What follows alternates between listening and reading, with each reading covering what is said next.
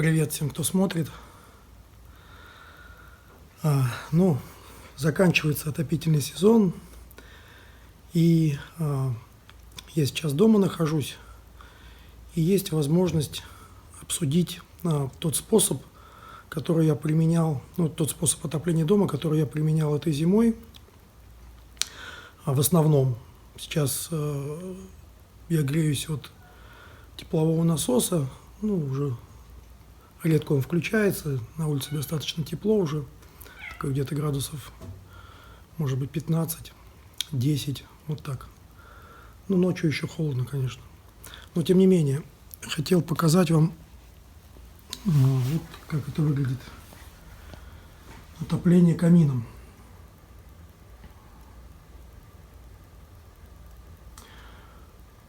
Сейчас поделюсь впечатлениями. Я специально не стал чистить стекло. То есть, если его не чистить, вот он в таком состоянии будет. То есть, вот здесь видно, чуть-чуть коптится по краям. Основное стекло, в принципе, чистое. Я топлю, стараюсь топить березой. В основном береза, да, это немного, я не знаю, или ветла, или ольха, что-то такое у меня сейчас появились дрова. Вот такой вот результат, то есть такой вид на пламя будет подавляющее большинство времени, если вы не будете раз в 2-3 дня чистить стекло какими-то средствами. Какие особенности у этого камина? Это топка с водяным контуром, и у нее есть некоторые преимущества перед обычными топками, которые греют просто воздух вокруг себя. Какие преимущества я вижу для себя у этой топки? Во-первых, то, что температура самой топки, сейчас он еще недавно затопился, вот такая температура. Он, конечно, теплый, то есть где-то в районе 40 градусов. И поэтому эти провода к нему примыкают, стена деревянная рядом. То есть он больше 70 у меня никогда не разогревался градусов. То есть получается, что в принципе можно ставить его достаточно близко к стене, которая горючая. Единственное, где у нее высокая температура, это вот здесь на трубе. Труба действительно греется сильно. Я думаю, у меня нет какого-то пирометра. Не знаю, сколько точно, но понятно, что примерно такой же, как исходящие газы, температура, наверное, в районе 200, может быть, чуть больше градусов. Поэтому я сделал здесь вот такой огнеупорный щит. В общем-то, так вот я пробую, то есть дерево нигде сильно не нагревается. Даже рукой чувствуется, что не сильный нагрев идет.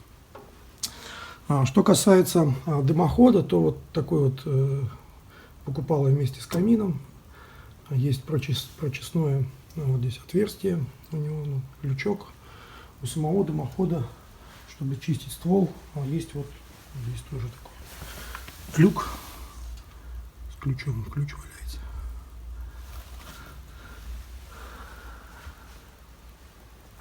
Что касается его водяного контура. Водяной контур, в нем, наверное, где-то в районе 100 литров вместе с трубами, со всеми с емкостями у меня получается. И залит у меня именно в контур котла, именно в контур котла залит антифриз. Почему? Потому что вот наверху у меня второй этаж, он пока не жилой, и более того, там пока не отапливается ничего, и так как вот видно здесь трубы уходят в перекрытие, и там по перекрытию идут по холодному, я решил, что на всякий случай сделаю, чтобы там был антифриз, чтобы точно не замерзло, да, вдруг там что-то упустишь, как-то не протопишь, вот, так что там антифриз. Что касается схемы его подключения, у камина есть требования, которые пишут производители, чтобы камин работал в открытой схеме. То есть сверху стоит бачок открытый, без давления, то есть там сколько атмосфера давит, столько у него и давление. Получается, что для того, чтобы ему работать на систему отопления, нужно какой-то теплообменник. Ну, в инструкции там с помощью пластинчатого теплообменника и 2 насосов осуществляется передача тепла от каминной воды к воде в системе отопления, так как система отопления под давлением находится. Вот. Ну, я реализовал немного по-другому. У меня есть три бойлера. В 2 бойлерах есть такие теплообменники, которые в виде трубы выполнены. То есть они не соединяются друг с другом, эти системы отопительная и каминная. И один, такой как емкость в емкости, то есть у него не змеевик, а по внешней рубашке как бы греется. Вот те бойлеры, в которых идет спираль, они у меня греют отопительную воду, а тот, который емкость в емкости, он у меня санитарную воду греет, горячую. То есть этот бойлер может греть от камина горячую санитарную воду. Мы сейчас, наверное, пойдем посмотрим туда. Вот. И получается, что ни с санитарной водой не соединяется эта система, ни с отопительной. Да, вот еще хотел сказать, что в принципе он работает и по гравитационной схеме. То есть, если, например, не будет электричества, то теплая вода поднимается вверх, а замещается холодной. То есть он, в принципе, циркулирует самостоятельно. Но я подключил насос к нему. С насосом работает лучше, надо сказать. Вот здесь стоит датчик, который включает его при достижении определенной температуры. Сейчас включился, не включился? Да, вот похоже уже включается. Включился как раз, да, насос, вот начинает греться обратка. То есть так прогревается быстрее, меньше конденсата, он не обгорает. Ну да, еще, наверное, хочу показать, в каком состоянии топка. Может быть, с пламенем не очень видно будет, конечно, но тем не менее. Вот у меня краги тут есть, хотя вот эта ручка, ее можно снимать, чтобы она не горячая была, но я что-то не снимаю, крагами работаю. Вот так это все там горит. Вот в таком состоянии. Ничего я не чистил, ничего не отскребал. Вот как работал, так и работает. Работает он всегда на номинальной мощности, то есть ничего не зажимаю. Шибер открыт всегда. Поступление воздуха у него идет, вот там видно труба такая черная, да? Это из подвала идет забор воздуха. Это сделано для того, чтобы из теплый воздух не забирать из помещения, то есть не выхолаживать помещение. Но надо сказать, что тут так сделано, что производители все-таки сделают так, что берется воздух с помещения, потому что вот здесь, да, я сейчас еще, наверное, покажу, еще раз открою. Оп.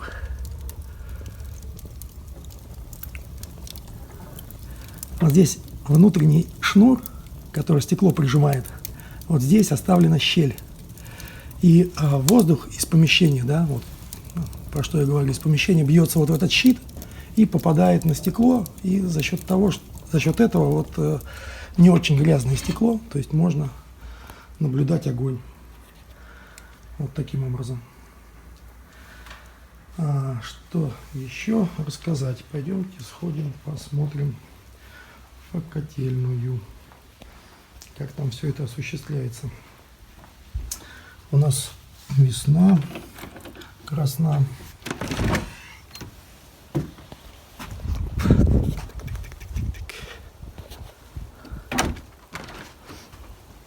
Уже достаточно тепло, видите, в рубашке выхожу. Хорошо.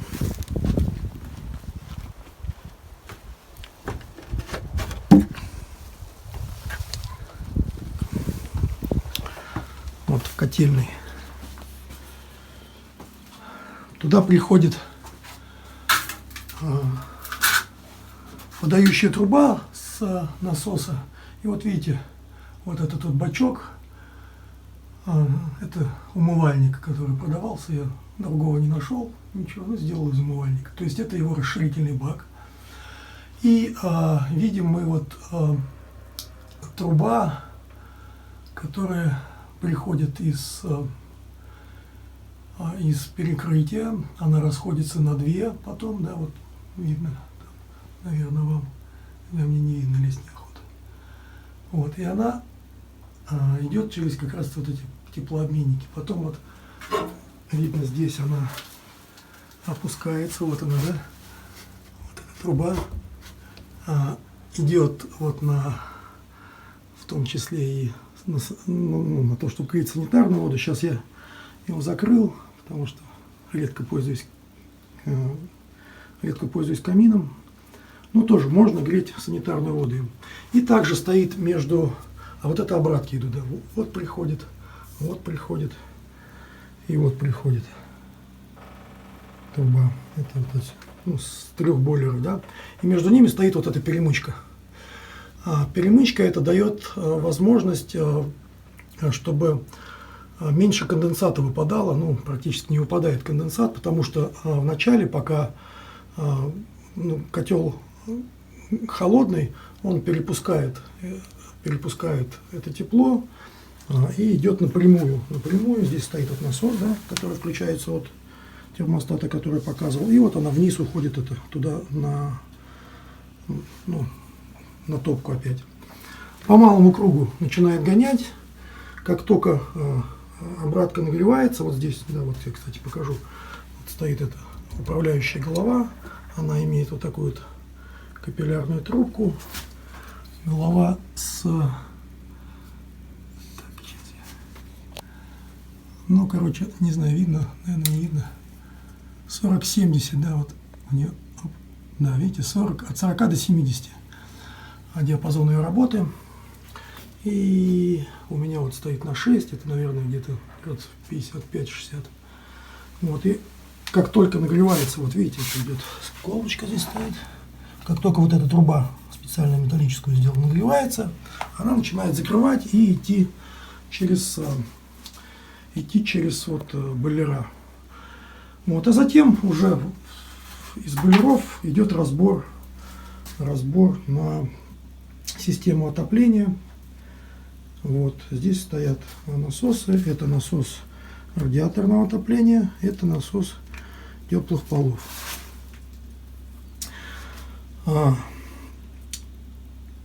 Что еще хотел сказать? Камин с водяной рубашкой, да, или с водяным контуром. Я думаю, что, ну, если вы думаете, ставить, не ставить, его не стоит рассматривать как какой-то отдельный прибор. Это часть отопительной системы должно быть. Почему это так? Ну, потому что, ну, вот, например, я для себя решил так, что не буду регулировать каким-то образом горение камина. Горение камина происходит в таком номинальном режиме, то есть он выдает постоянную мощность, так лучше сгорают дрова, и поэтому он выдает максимальный КПД. У этого камина, в общем-то, не самое, наверное, выдающиеся показатели по КПД, это такой ценовой середнячок, но тем не менее, для того, чтобы было максимальное КПД, надо, чтобы максимальное количество воздуха или кислорода, которое содержится в воздухе, попадало в топку. Поэтому, если мы начинаем регулировать само горение, то мы, по сути, начинаем терять энергию. часть дров не сгорает, часть дров просто выкидывается в дымоход. Вот. Вот так вот он горит.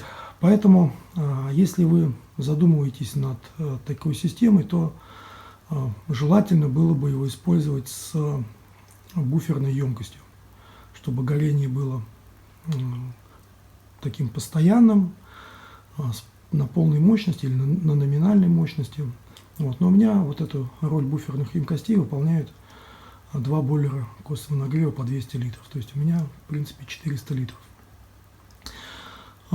Каким образом я регулирую температуру в доме, если он не горит на постоянной мощности?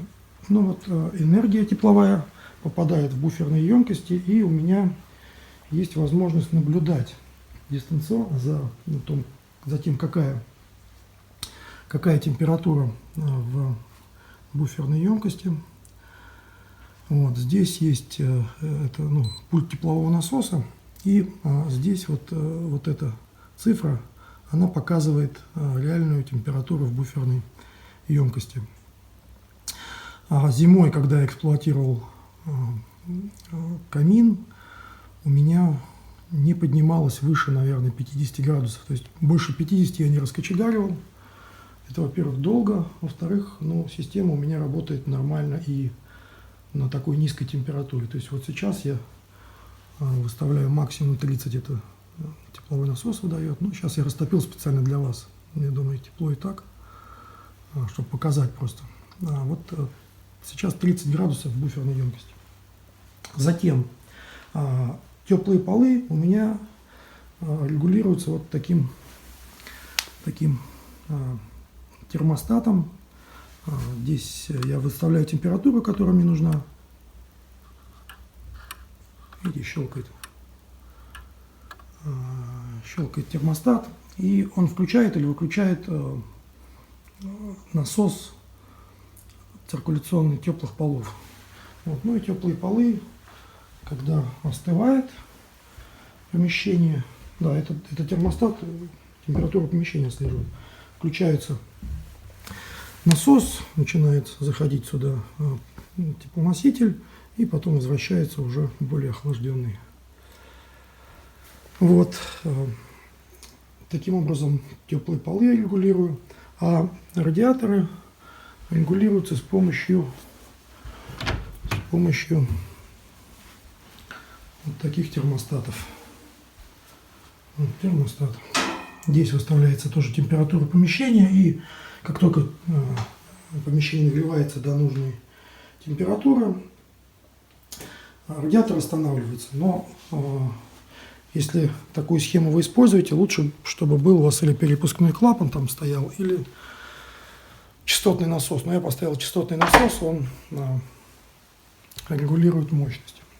То есть можно поддерживать постоянную температуру, насколько это возможно, с помощью камина с водяным контуром. По сути, это твердотопливный котел, но с тем бонусом, что можно смотреть на пламя. Вот так сидеть и смотреть. Это вот я типа топлю дом. Ну и минусы, конечно, тоже есть. Здесь не очень большая топка. То есть, чтобы его протопить, нужно, дом зимой, нужно несколько раз подбросить. И это где-то занимает, может быть, часа 2-3, может вот так, если в морозные дни. Что касается, сколько раз я топлю, если до 10 градусов мороза, наверное, 1 раз в день это происходит. Если холоднее, то 2 раза в день. Таким образом, ответ на вопрос, что такое камин, игрушка или отопительный прибор. В моем случае это отопительный прибор, которым я топил свой дом всю зиму. Я и сейчас его, в принципе, топлю, когда хочется, но так уже больше для удовольствия. Ну и, естественно, конечно, это резервный источник тепла, если вдруг что-то с тепловым насосом случится. У нас тут местность такая дикая, удаленная. Вот. Я сейчас, наверное, даже выложу вам, как я тут ехал в выходные эти. Ну, не выходные, на неделе, да, на неделе я тут приезжал. Ну, так быстро к нам могут не приехать, да, ремонтники. Вот, поэтому лишний источник тепла не помешает. В общем, я считаю, что камин с водяным контуром в сочетании с буферной емкостью является неплохим источником отопления, которым топиться можно и даже получать от этого удовольствие. Ну, в общем-то, все.